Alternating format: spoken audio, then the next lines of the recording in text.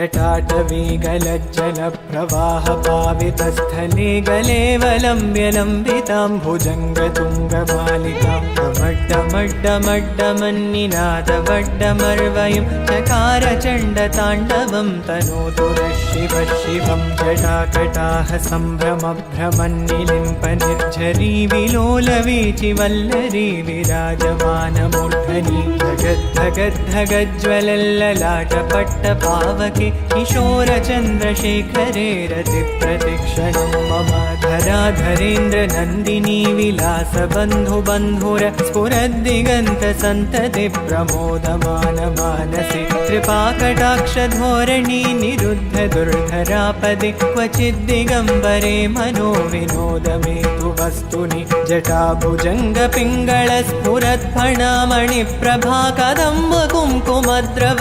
प्रलिप्तदिग्वधूमुखे मदान्धसिन्धुरस्फुरत्वगुत्तरीयमेदुरे मनोविनोदमद्भुतं विवर्तु भूतभर्तरी सहस्रलोचन प्रभृत्य शेषलेखशेखर प्रसूनधूलिधोरणि विधूसराङ्घ्रिपीठभु भुजङ्गराजमालया निबद्धजाटजोटक श्रियैचिराय जायतां चकोरबन्धुशेखर ललाटचत्वरज्वलद्धनञ्जयस्फुलिङ्गभा निपीतपञ्चसायकं नमन्निलिम्पनायकं सुधामयूखलेखया विराजमानशेखरं महाकपालि सम्पदे शिरोजटालमस्तु नः।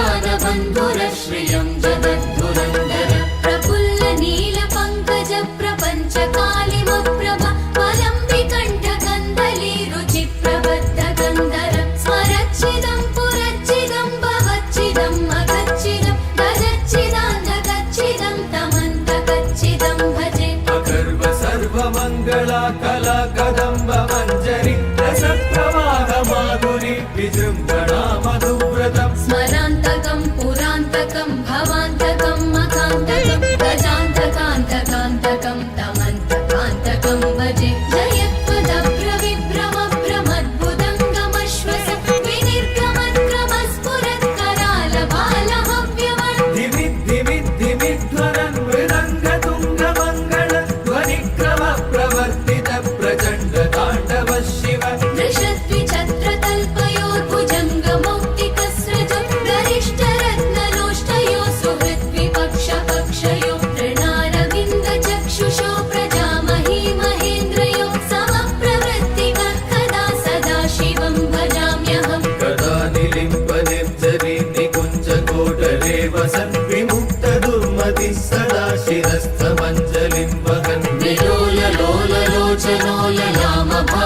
नग्नक शिवेति मन्त्रमुच्चरन् कदा सुखी भवाम्यहम् इमं हि नित्यमेव मुक्तमुत्तमोत्तमं स्तवं पठन् स्मरन् ब्रुवन्नरो विशुद्धिमेति सन्ततम् हरे गुरौ सुभक्तिमाशु याति नान्यथा गतिम् विमोहनं हि देहिनां सुशङ्करस्य चिन्तनम् विमोहनं हि देहिनां सुशङ्करस्य चिन्तनम्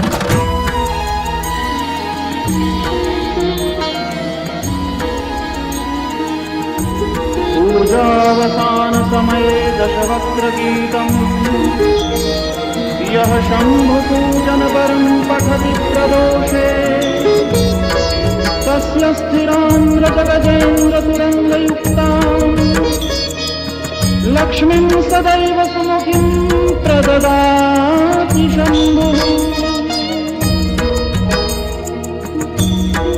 इति श्रीरावणकृतं शिवताण्डवस्तोत्रं सम्पूर्णम्।